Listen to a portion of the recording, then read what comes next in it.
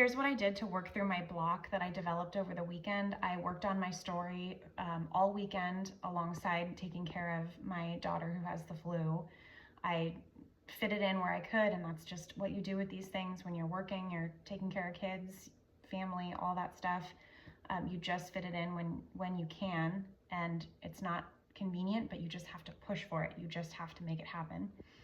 I was feeling blocked. I was feeling too methodical, just inching my way through my editor's comments, and it felt like I was kind of ticking boxes versus in my creative brain. That's that kind of tough balance when you're editing. You're trying to get the edits done, but then you kind of sometimes lose sight of the beauty and the creativity in the story. So one thing I did tonight to help that is I read it to my daughter. She fell asleep while I was reading it to her, and it kind of reminded me of some of the beauty and the magic and the original ideas that I had in the story that really motivated me to actually write this book.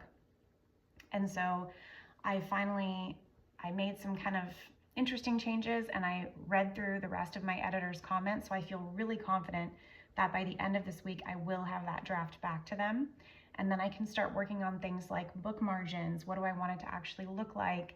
Make a plan for my illustrations, so hopefully in the coming weeks and months I can actually be holding this book in my hands.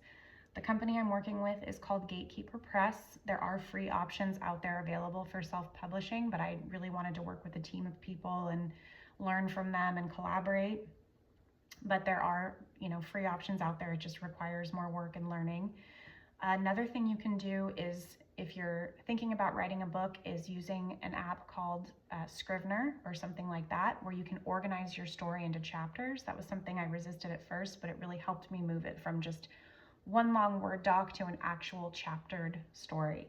So subscribe to my channel. I'm going to share my whole journey with you, and I can't wait to share my next update.